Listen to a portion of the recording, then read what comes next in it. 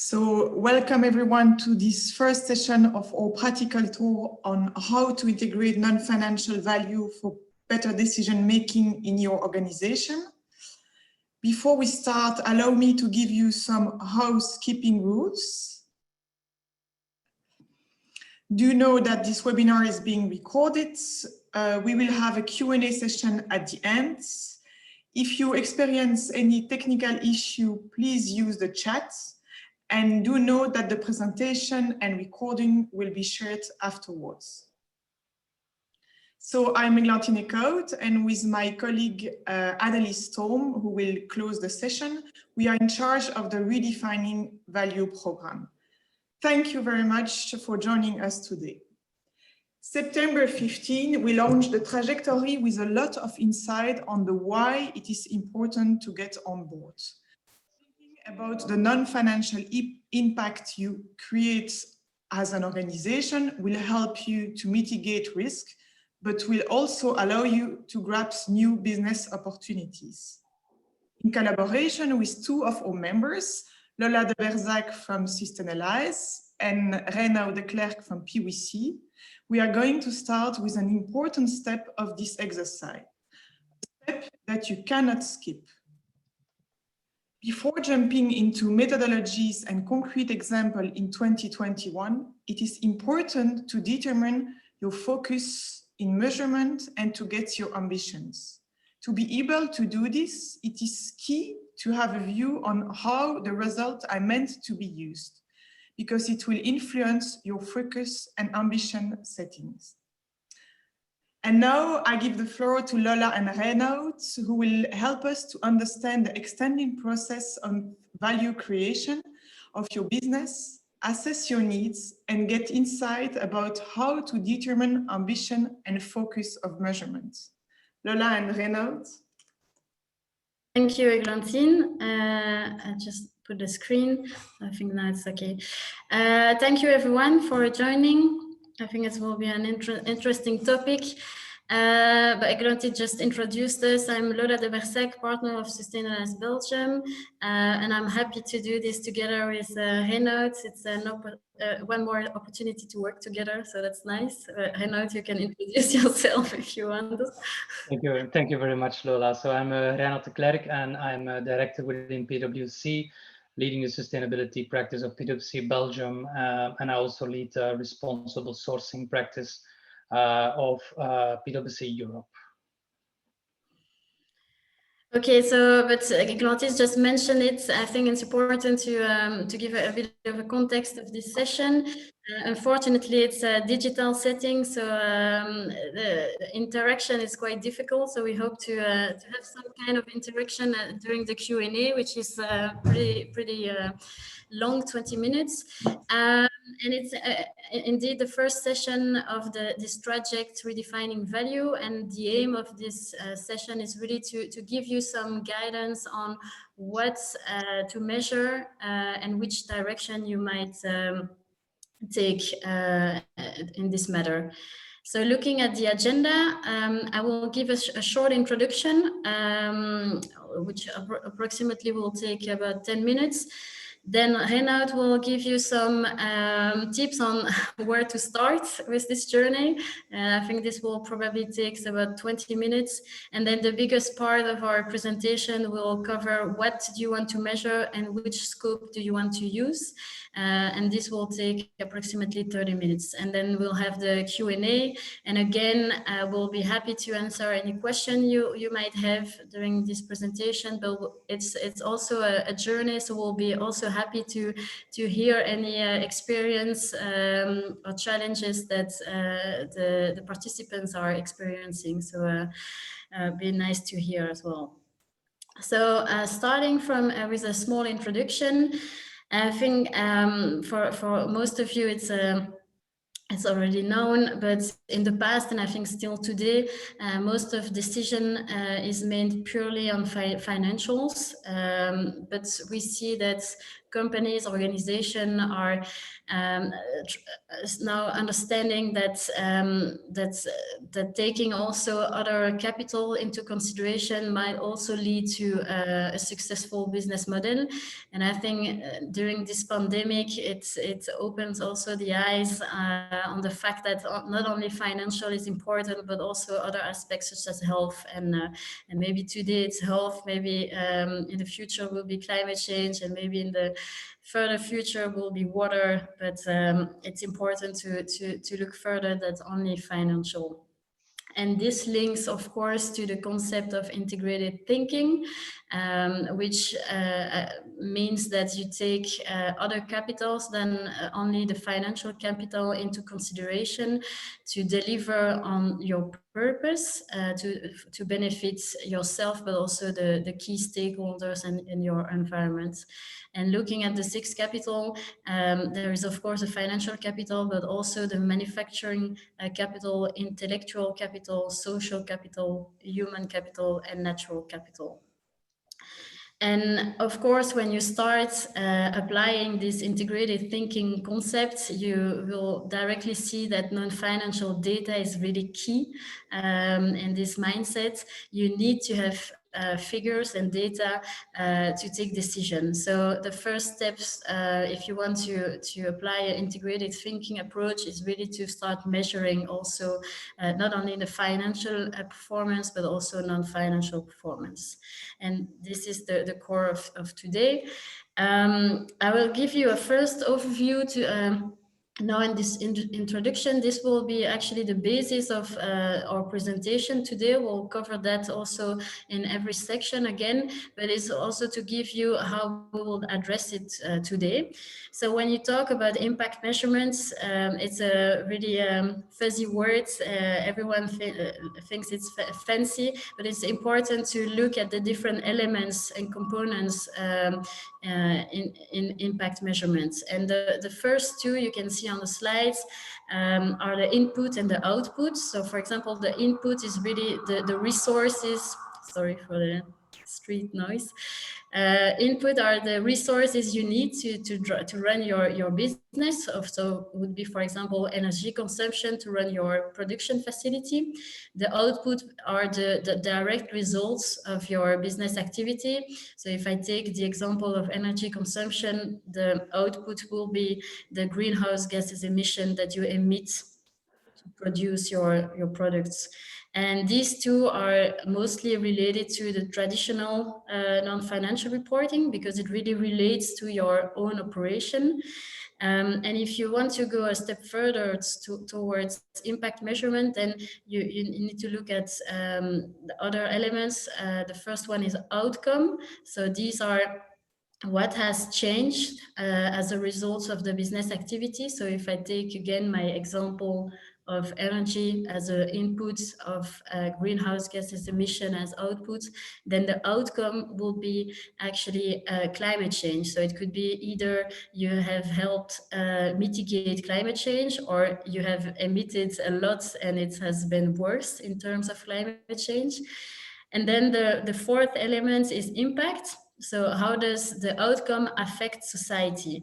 So if I take my example of energy as input, greenhouse gases emission as output, climate change as outcome, then the impact is actually the effect of climate change on society. And this would be, for example, human health, biodiversity loss, property damages, etc. And at the end, you can, of course, try to put a monetary value on this, euro, to understand what would this mean in terms of euro.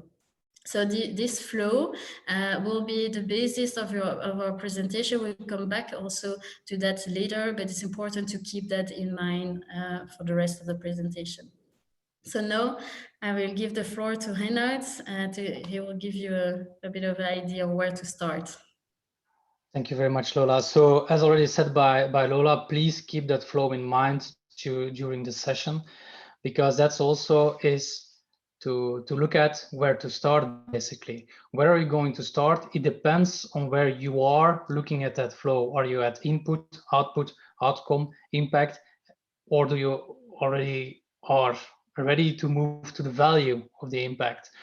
So before to determine where you start, you should then first look at where you are today and then think about, okay, who do I want to address? What is the purpose of the information? And as I said, what is your maturity today?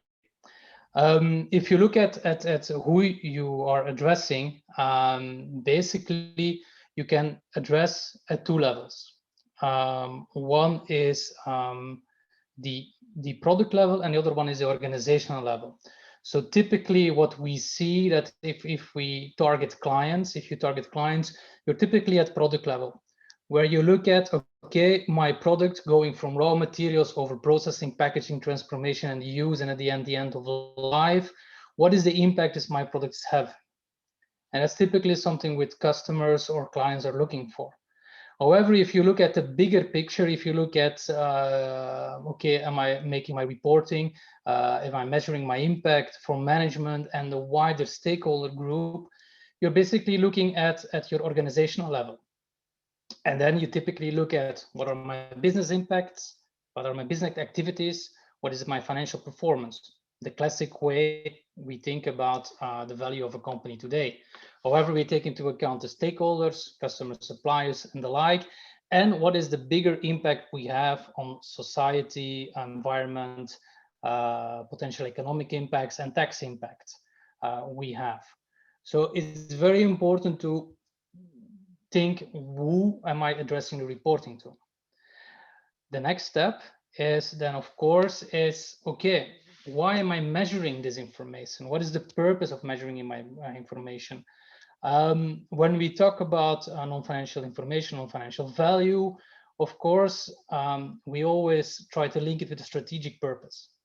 So that at the end, the value driver in the value creation process from a financial perspective and from a non-financial perspective, that you're able to know both and that you're able to link them with each other.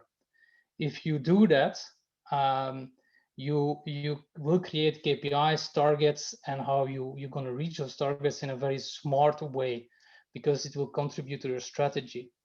Additionally, it's important to understand what is the intention of the level of impact performance you want to achieve. Basically, what is your ambition? And the visual you see on the right side is coming from the impact management project, where you basically have three categories which are used. Is my ambition, what I want to achieve is basically, I'm going to act to avoid harm. Do I want to benefit stakeholders, or do I want to contribute to the solution? So depending on your ambition, again, you can think about your journey. Of course, if you look at the three intention levels which are shown here, you can perfectly start with act to avoid harm and then gradually improve to at the end move to contributing to the solution. If we then look at the maturity of your organization, and this is the key first step you should take. You should understand where you are today. The majority of companies today, they are at the input-output level. So if you look at reporting today and how companies talk about sustainability, ESG, you see typically input-output reporting. You can only move to impact if that basis is solid. If the data is solid, if the data is reliable, if you have a good understanding of that. Once you have that, you can move to outcome, and only then you can move to impact, and only then you can potentially move to putting a monetary value on the impact you have. So a key message that both Lola and I want to bring is, first get your basis right, first get that really correct, and then you can move along to outcome and impact. Once you have determined where you are, you can think about, you also need to overcome certain barriers. So thinking, reporting on integrated value, reporting on impact, impact measurement, it requires typically a change of mindsets. It also requires that you have the change of mind. Yeah, it's okay, Lola. Yeah, it requires a change of mindset. And you basically should move from short-term thinking, which is typically the way that the short-termism is how financials typically are being reported and being thought about, to more the long-termism, really thinking about my fit for purpose and this change of mindset. You see a very nice example here with BP. BP has decided to change their minds, basically. They have decided to look at their asset bases, and they have decided to put the real value of their assets, not the financial value as you would have it using IFRS or GAAP, whatever GAAP is applicable for you. So basically, they have looked at they have translated the carbon bubble concept into the valuation of their assets, which resulted in a hit of 17.5 billion in their assets. It sounds logic, if you know the concept of the carbon bubble, it sounds logic to do that. But if you look at how financial reporting works, that's not how financial reporting works. So this change of mindset is really crucial if you want to move to real impact measurement. The next barrier, that's the complexity of non-financial information. Data, basically. In order to be able to do proper impact measurements and report thereon, you need data. If your data isn't robust, if your data isn't comparable across your entire organization, if you don't have reliable primary data, you won't be able to move to impact measurement. So get your data right.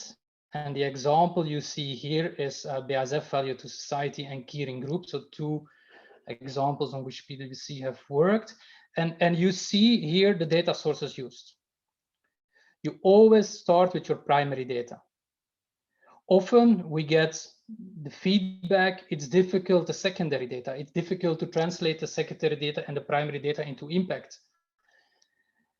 At the end, that's feasible. The main difficulty is getting this primary data, your own non-financial data, correct, reliable, complete, accurate, comparable, consistent, whatever from an audit methodology assertions you think about, get it right.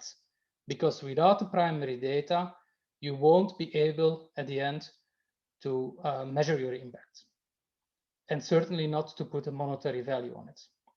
So this is a key hurdle barrier we still see today with many companies. If you look at the next barrier,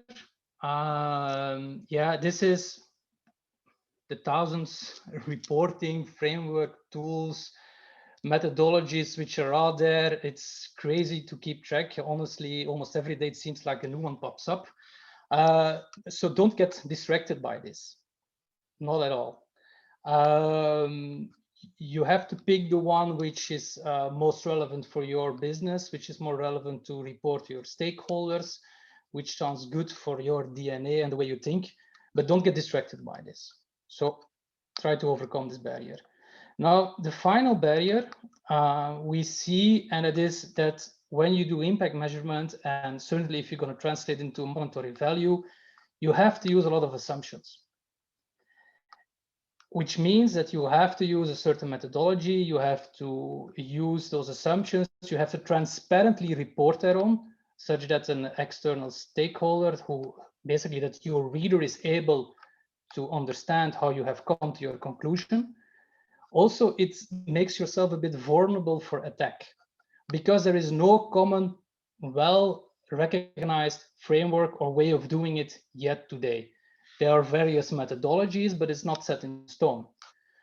So those assumptions, it's part of the game. You have to transparently report thereon. And to take the BASF example again, BASF, they have in their Value to Society report, they have published a methodology paper. So it's public for everybody to understand how they have done it. So the assumptions they have taken are publicly available. And on the right side, what you see of this slide is basically the Value Balancing Alliance. Value Balancing Alliance is a framework which basically wants to create a common standard and way of a methodology on reporting on impact, including putting a monetary value on it. So hopefully the Value Balancing Alliance can achieve in its goal. Okay. Then Lola, I leave the floor again to you. Yes. Thank you, Reinhard. Yes, then we move to the next session, which is what do you want to measure and which scope do you want to use? I will go back to the first picture I showed during the introduction. And actually the purpose of today was really to really make all these different elements, make an overview of all these different elements to give you the differences between them and an example. But of course, it's not black and white. All these elements are interrelated or interconnected, and might be it might, due to the context, might change a bit. But the aim of today is really to give you a complete overview, very detailed, of every component, so that you can understand which direction you want to take. And again, as Reno just mentioned in the introduction of where to start, it really depends on different factors. It depends, of course, on where on your maturity level, because it doesn't really make sense to say that you want to measure your impact if you don't have insight into your inputs and outputs. You really need to take that maturity level into perspective. The second point that Reinoud mentioned is also to understand why do you want to measure and what is the purpose of measuring this information? Is it for my customers? So that would be related to your product. So that's at the bottom, at the product level, or is it really for your management and looking at the whole organization for your business decision? And that would be more at an organization level. So looking all these factors together will also already help you define which direction you want to take in impact measurement or in non-financial measurement. And we will cover today every single component. So for the organization level, we will cover input and outputs. So inputs, what I said, is for example, energy consumption, output, greenhouse gases emission. The outcome we will cover, so climate change, and then the impact, which is more related to the externalities. And then we will address as well at the product level, the sustainability performance of a product, for example, or a life cycle analysis of a product. These both are in the same color. It's on purpose because they are really interconnected, of course. So yeah, one might influence the other one. And as the third one is true costing. And we hope that this will help you, give you some idea on which direction you may want to take. So if you look at the organizational level, the first step, as shown, was input output. So we're going to bring those two steps together, because this is probably for the most of you very well known, and this is the typical traditional way of reporting we see with the majority of companies today. So it's looking at what are the resources you're using for your activities. Basically, what are your inputs? Energy, land, water, material, labor, financial capital, human capital, and then you're gonna see what is the output. So based on the results of my activity, what is basically the output therein?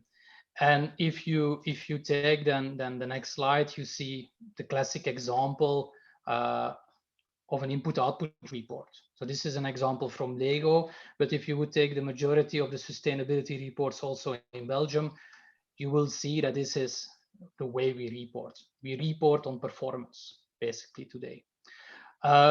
Also here, the materiality aspect is one which I'm not going to go too much into the details, but this is also here typically the way we determine which topics and domains we're going to report from input output. You can use this rationale moving to outcome to impact as well. So you can continue on this basis. So basically, input output forms the basis. If you have this right, then you can start thinking about outcome and impacts. Then I will move to the outcome, and outcome, this is often skipped by companies. It's also often forgotten. Most companies always speak about, I want to measure impact, and forget to look first at outcome. And I think this is really key, actually, before you start thinking about impact, is to first understand what are the consequences of your business.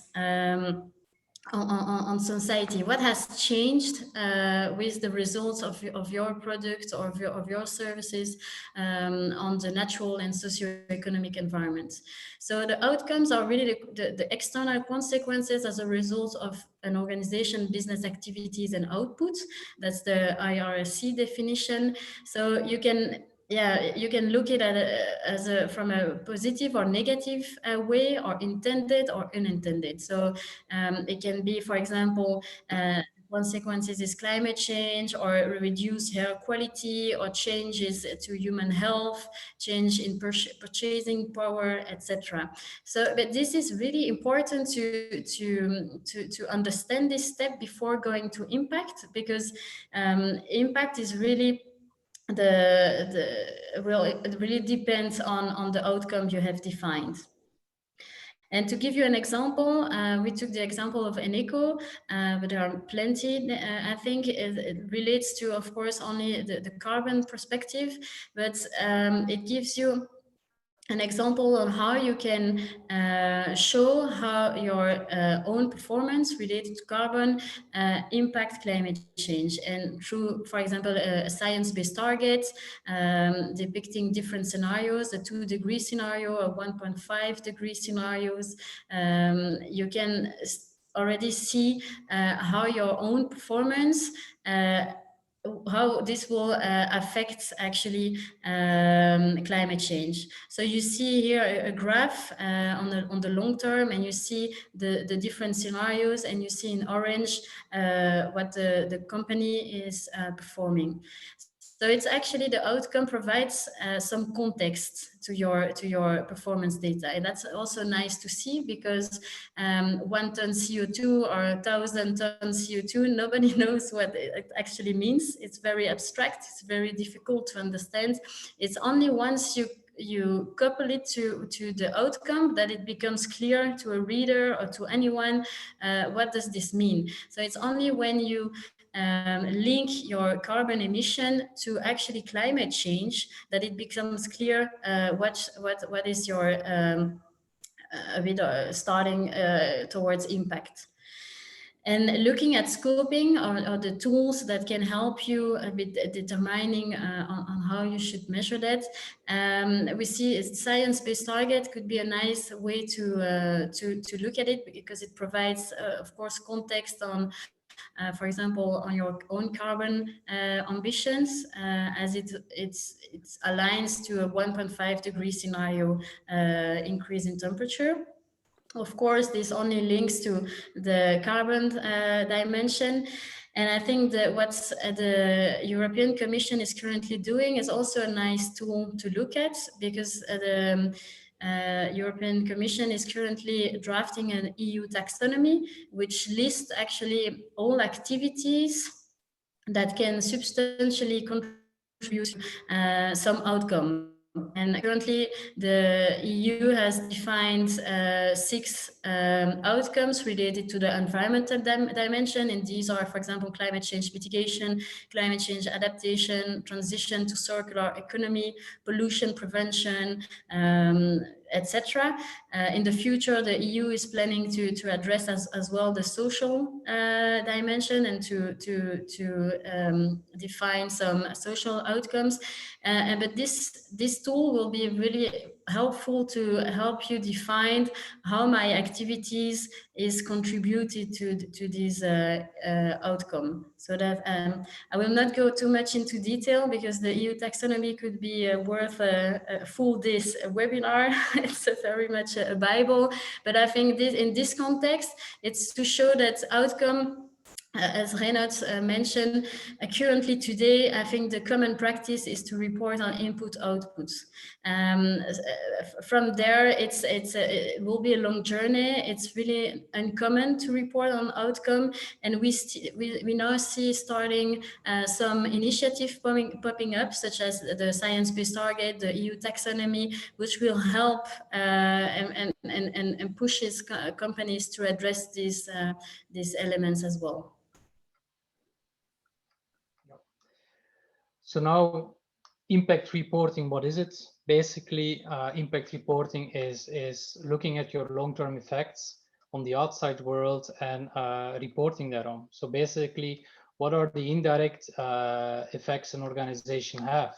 So which can be societal impacts like resource costs, malnutrition, but it's really thinking about those externalities and basically translating how your own activities and the outcome thereon is having an impact on on society at large, which can be diversity loss, as you see in examples here, human health, and the like. So let me then now jump to an example, which is again the value to society example of BASF. So on the next slide, what you see is that what BASF has done, they have looked at their input, their output, the outcome thereof, the impact, and then they have translated into a monetary value. This is the overall picture of the monetary impact value to society of BASF, where you see negative values, so basically, which is mainly the environmental domains, air emission, greenhouse gas emissions, land use, and the like. But you also see that they have, in a financial perspective, positive impacts on society. Now, if you take the bar water consumption, here you see it's negative in the supply chain, it's negative in the own operations, and it's negative in the customer bases of BASF. So in the next visual, you see this a bit more in detail. So Lola, can you give a quick, yep. So what do you see? The impact driver, let's now take, you have seen the overall picture with the various pluses and minuses in a monetary value. So how is this done? So let me take the example of water. So water consumption, basically water consumption, they have a negative impact. So you have a negative impact on the, and I'm lost my screen. Okay, here's my screen. So deplete the stock of groundwater. You have a reduced water availability for basically other users. You have an increased government cost of supply. So this is then translated, those environmental outcomes are then translated in societal impacts, which can be malnutrition, diseases, resources cost, the availability of water can lead in the additional subsidy cost of water, and you have an economic opportunity cost. Then a monetary value is put on it using certain criteria, using the water stress index, rewarding value statistical life, and other methodologies. So this is overall how you can see from BASF moving from an impact driver to an outcome to a societal impact, and then putting a monetary value on it.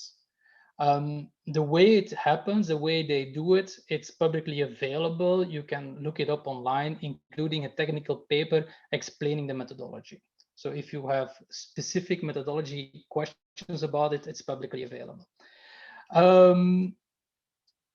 Then if you look at the scoping, so here as well, if you look at impact measurement and the journey and examples, so what you see here is basically Puma, which is a keyring example of an environmental P&L. It dates back already 10 years ago, but still today it's considered as one of the best examples there is. Then we have BASF examples, as I've shown. You have SAP, who also has a good example, which is the 2016 example. The graph you see is a TIM framework. Is again a methodology you can use to do total impact measurement. But at the end, we hope that the Value Balancing Alliance, which is now, which is running basically, can give us a common methodology and framework on how to measure impact.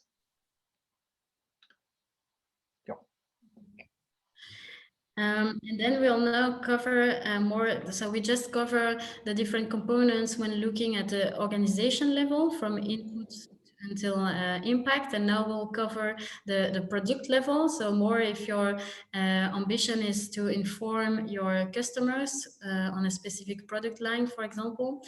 The first component here is the sustainability performance of a product. And we see the sustainable products are the products that provide environmental, social, and economic benefits to consumers. And we see some companies that have defined, for example, a green product line or a sustainable product lines in their portfolio. And this is based on their own definition. And yeah, for that, they need to gather some data. And we have put it here, 2 examples. There are plenty of them. The first one is Philips, who has defined a green products category in their portfolio. And this one is based on different criteria, for example, energy efficiency, packaging, circularity, lifetime reliability, etc. So based on all their products, they try to categorize if their product have can have an improvement on these 5 topics, and if they do so, they will come into their definition of green products. And the other example is BASF. They do pretty much the same. They have defined their own scale from accelerator to challenged, and they try to cluster all their products into this scale to define whether, to give an overview of their product portfolio in terms of sustainability.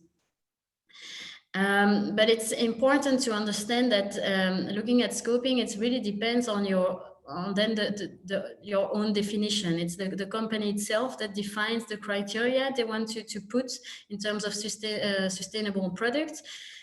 Of course, there exist some international labels that can support this definition. It's not the end, I think. It's just some tools that can help. So, for example, if you are such as Philips, if you manufacture some electric devices, you might look at the EU energy label and define that all devices with an A label would be defined as a sustainable product or green product.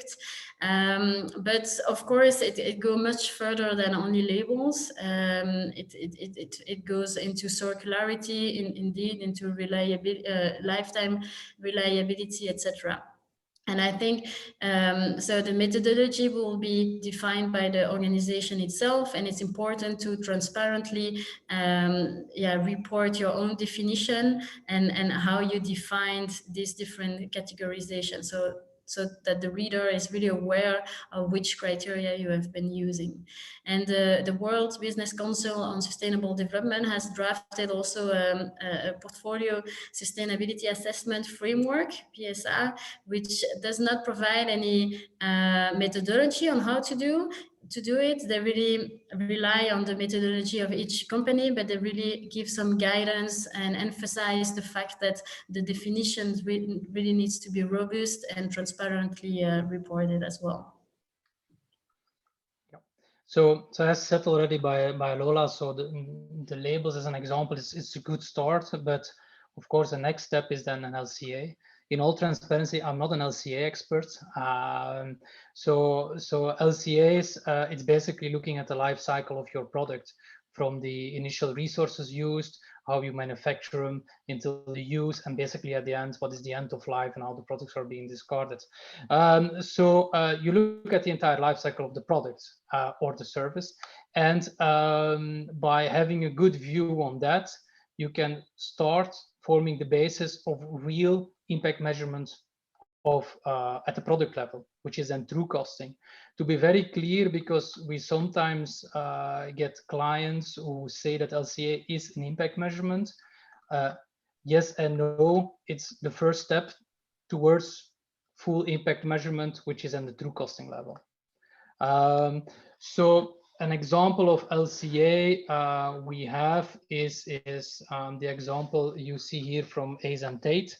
Basically, ASN Tate has they have an LCA report, which is again available, which perfectly explains what are the resources used, what the process is, what the production process is basically, how distribution is happening, how then it is used, and what basically is the end of life.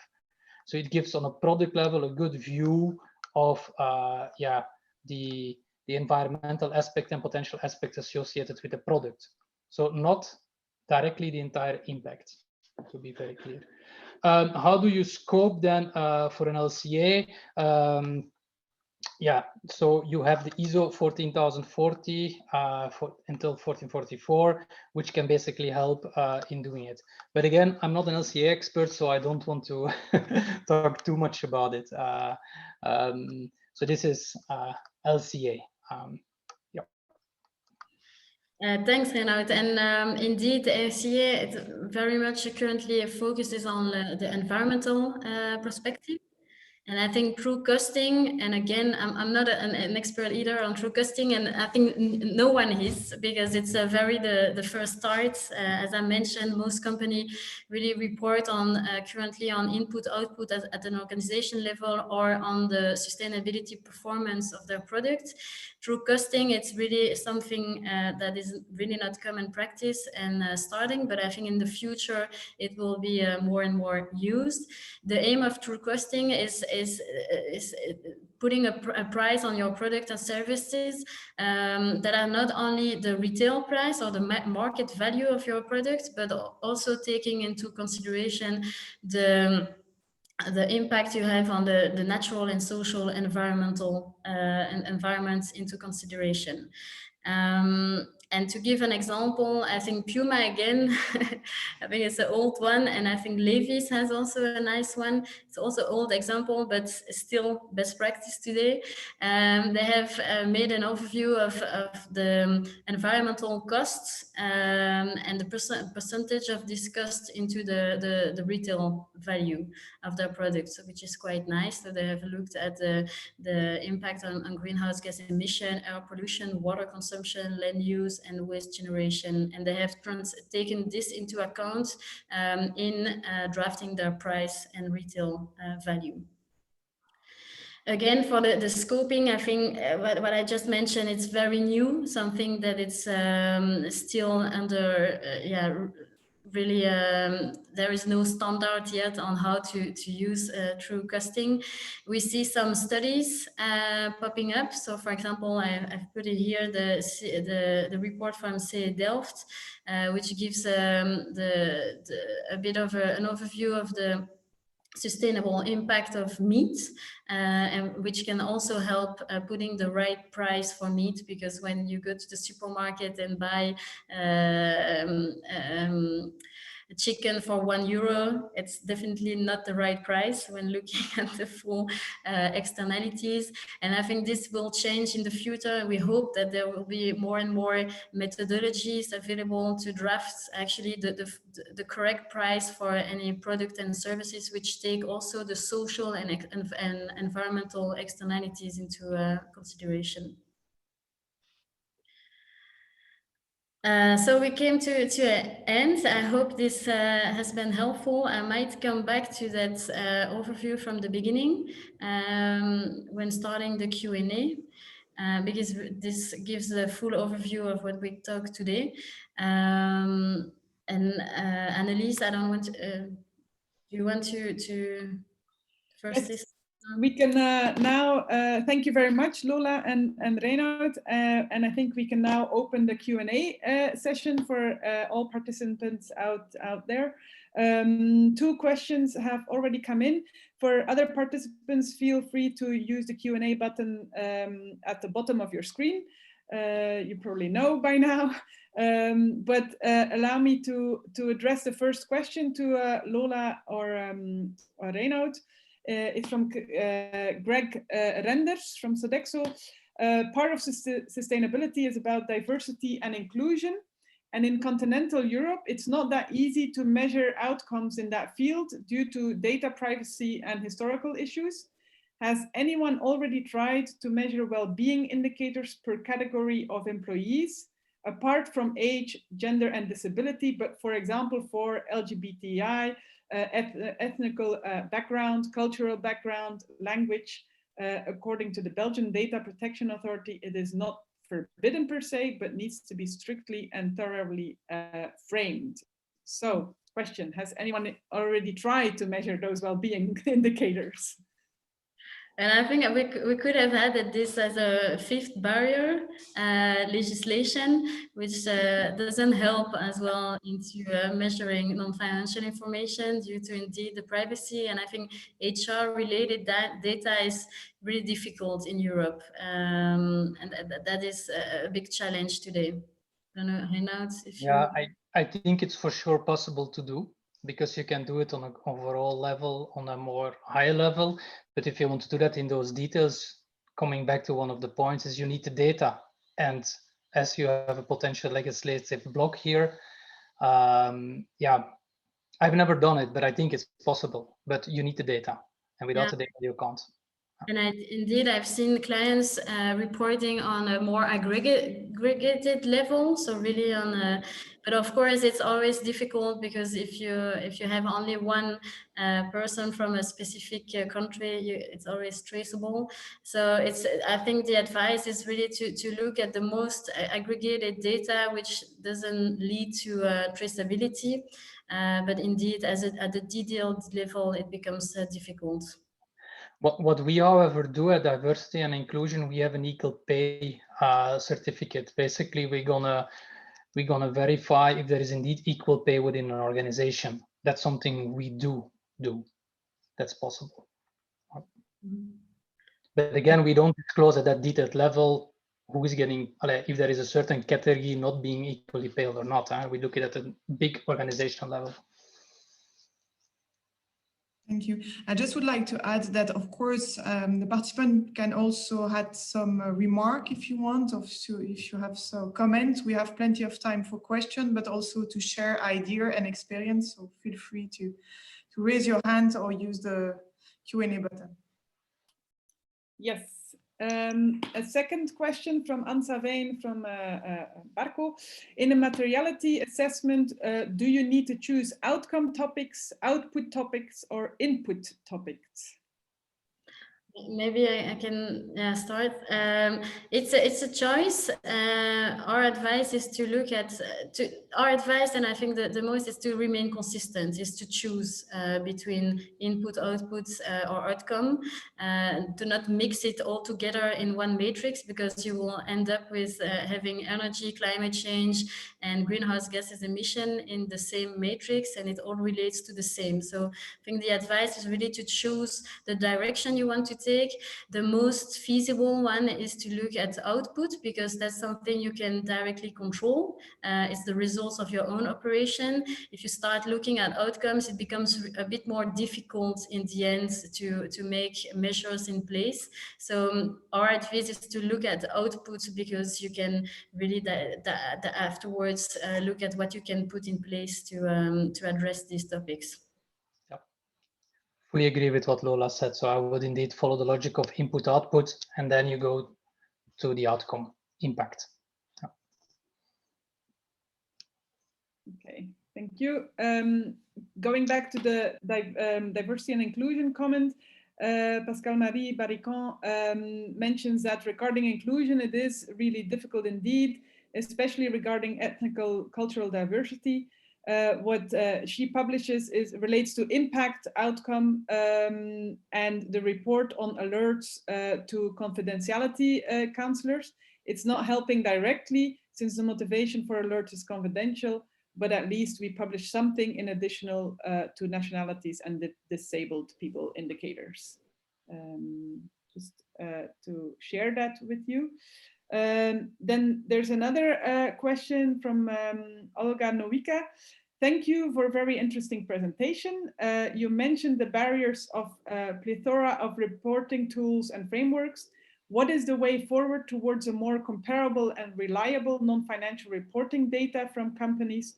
Do you think recent EU legislative initiatives such as EU taxonomy or revision of the non-financial reporting directive have the potential to make non-financial reporting more consistent? Definitely.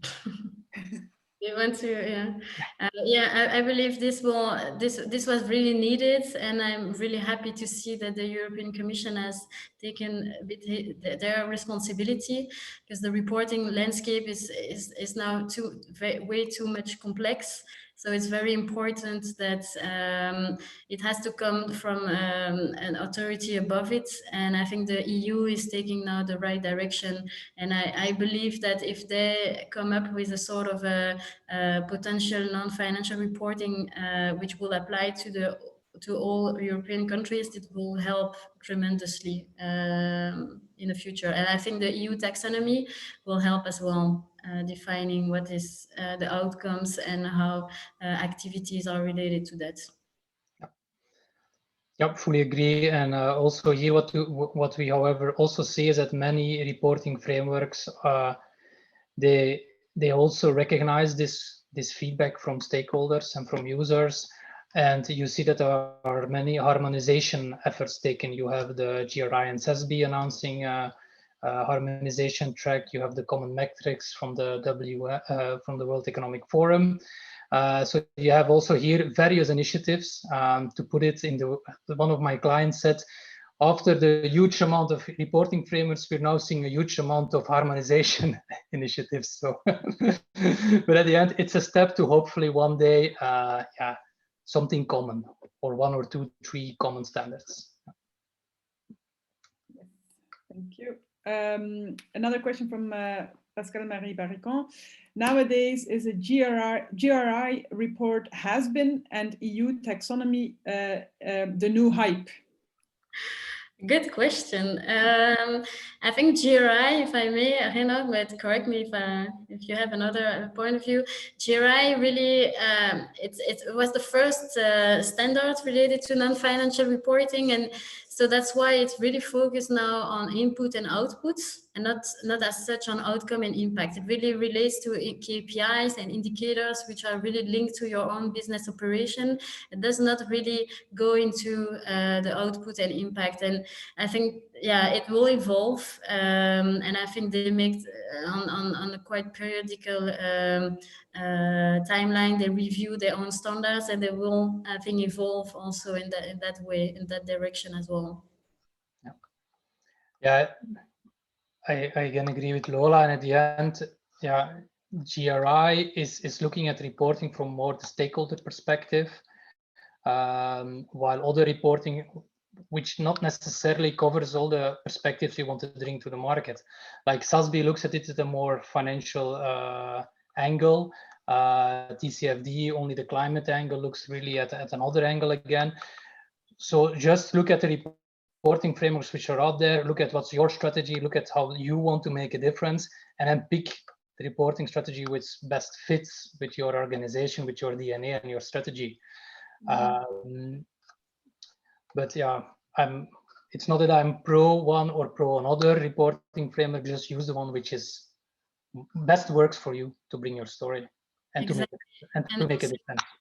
Yeah, and which links to your maturity level as well. I think it makes sense to already look at the EU taxonomy if you don't look also at input output. I think there are frameworks that are more related to input output. EU taxonomy relates more to outcome. So it depends a bit what the direction you want to take in your current maturity level. And also on your stakeholders, if you talk to, if your investors are, for example, you as investors, they will look at SASB. So again, look at what your stakeholders want. The EU taxonomy also is not set in stone yet. So I think one of the reasons why it's a hype is because there's a lot of uncertainty. Many companies struggle with it. It's also a bit of a monster, the taxonomy. So that's why so much talk is about a taxonomy, I think, because companies struggle with it, which I do understand, to be honest. Maybe as a follow-up question, Renaud, do you already see companies changing and really focusing on the EU taxonomy and looking at their inputs, outputs, and is there an example of a successful one in a way that is managing really to follow those lines? Yeah, we definitely see companies having the discussions on it. I'm having a discussion on it tomorrow with a client. I'm having a discussion on it on Friday. I'm having discussions on it next week. So it's very much on the agenda. That's clear. And not only financial sector, also with corporates. So, so it's definitely on the agenda. And there are already some examples of the taxonomy. There are also something voluntary companies who have reported in line with the taxonomy. So, and which is publicly available as well. The name slips my mind, but give me a second and I will tell you the name. To come back as well, I think in the end, I agree with Reinout, fully agree. It's very high on the agenda for most of companies and not only in the financial sector, but it's really, I think we need to wait for more clarity on how to put this into practice, because currently the EU has published a bit the theory, but it's missing a bit how this has to be put into practice in terms of disclosures.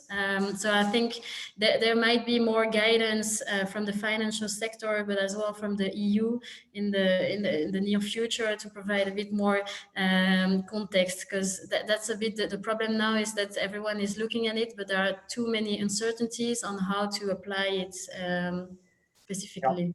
Yeah. And the example is like Aconia, which is a gas company, I think. Aconia, they report on percentage of green revenue aligned with taxonomy already today, as an example, including CapEx and OpEx. So they already do it. UNPRI also, they have published some case studies. So there are some examples out there. Okay, thank you. Another question from Karen. Do you see legislation in the short future to use through costing? If I may answer, not really. I think the focus today is really, I think what we just mentioned on the agenda today is really SBTi and science-based target, EU taxonomy. So relating to outcome and not necessarily to impact yet. So we see there is a clear evolution from input output towards outcome. And if we look at the product level, it's also sustainability performance of a product, LCA, very high on the agenda. Through costing and impact, it's still very at the early stage. There is no standard, and the legislation, we hope it will come in the future. I think that's the journey where we will end up. But today we see an evolution towards more the outcome perspective, from my point of view. But Reinout, I don't know how you see it. Fully agree. Yeah, fully agree. Yeah. Okay. I don't know if there are any other questions still out there. Or if everything was clear or is answered. I think I'm through the list. One is still coming in. Value Balancing Alliance aligned with EU Taxonomy 6 outcomes. I think it probably is the Value Balancing Alliance aligned with the EU taxonomy. I have difficulty to read the question, to be honest. Maybe you want to rephrase. Let me go to another question. Any idea on how indirect impacts are measured and to what degree? How far can you go back upstream in the supply chain? I think, if I may, I think this will be the purpose of the next session, right, Eglantine and Annelies, to zoom into the impact measurement, different methodologies, right? Yes, yes, exactly. But maybe Reinout, if you want to.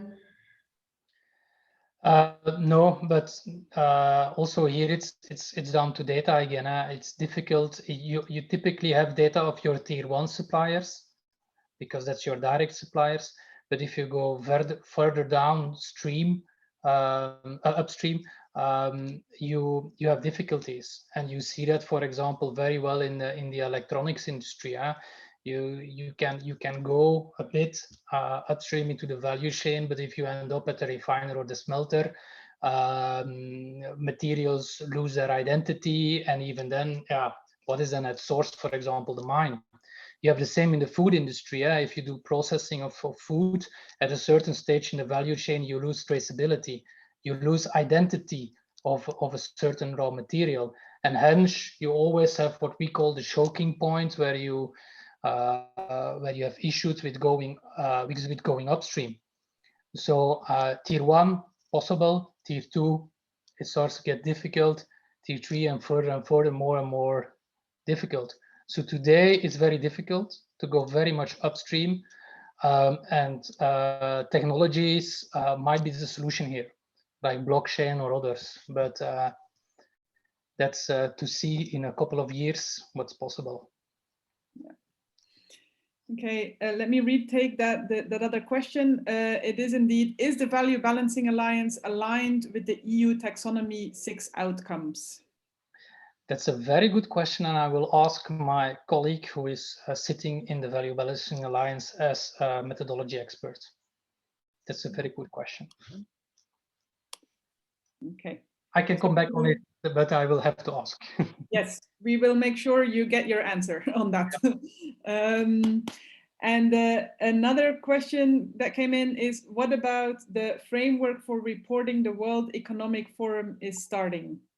Yeah, so all the big four are working on this one. To be very clear, it's not a new reporting framework. So I do understand that if you see the common metrics of the WEF launched, that it feels like a new reporting standard, but it isn't. It's basically a set of common metrics which we think, regardless of your industry, of the profile of your company, which are applicable to all companies of all sizes.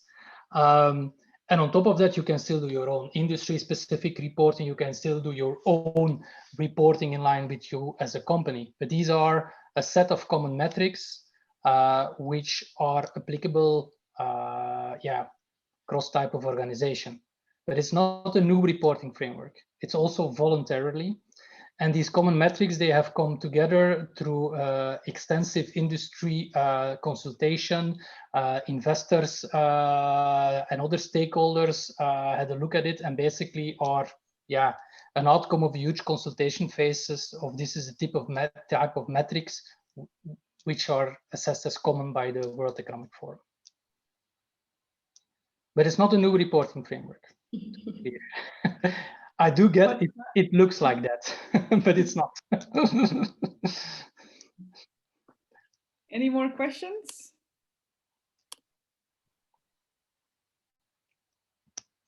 So the one on the Value Balancing Alliance and EU Taxonomy, we will get back to. I don't know if anything else is coming up. Just maybe another minute for you to type.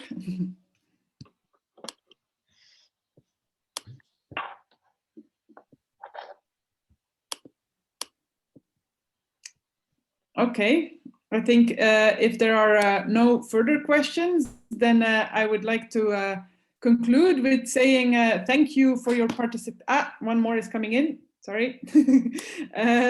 Concerning the value, maybe this last question, concerning the value chain, what do you think of the upstream exercise EU does towards deforestation-free supply chains?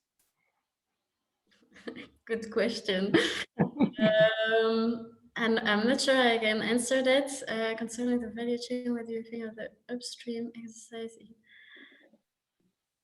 I'm not really familiar with this one specifically, and I don't know, Reinout, if you are. No, must be honest. No. Okay. A bit too specific. Yeah. Sorry. Yeah. I'm not familiar either, so we will. We unfortunately can't answer that question right now. I may try to link that to my biodiversity colleague as well. Maybe she has an answer there. I see. Yeah, maybe the very last question. How do the SDGs fit into all this? Is there? It is there about outcomes as well. Is it there about outcomes as well? Yeah, I think it's a good question. I think as the SDGs are challenges, common agenda on the current challenges the world is facing. I think it relates to outcome and impact in some cases. I think the SDG mixes a bit both aspects together. So that's why I mentioned also in the introduction, it's not black and white. It's not always categorized like this: input, output, outcome, impact. In some cases, it's not as evident. And I think the SDGs is a bit a combination of outcomes and impact. In some of the targets they have, it relates to outcome, and some others more related to impact. And it's also in the way you as a company want to use the SDGs. If you want to use it more as an outcome, or really try to measure the impact you have towards the SDGs. So that's a bit depending. Don't know, Reinout, how do you see it? No, I agree. And also here you have examples in the market of SDG impact reporting. So there are some examples in the market as well. So you can perfectly use what we have brought in view of input, output, outcome, impact, and you can add an SDG lens to it. That's perfectly feasible. Okay, great. Thank you very much. So thanks a lot for your participation and interest in valuing your non-financial impacts. As often said, integrating non-financials in your company strategy is key to develop a long-term competitive advantage. Though we have heard from our members, as well as being confirmed by Lola and Reinout today, it's a challenging process, and therefore it is essential to go step by step. Today you have been given insights about how to determine the focus of your organization in non-financial value measurement. Integrated thinking as a multi-capital management approach is important here. With that perspective, an organization should define the scope and who are you addressing, what is the purpose of the information, and what is your maturity. These are all the determining factors for this scoping, and you'll obviously have to overcome some of the barriers along the way. Lola and Reinout mentioned two different levels of data measurement at an organization level, from inputs to impact, and at a product level with sustainable performance of products, life cycle assessment, and through costing as examples.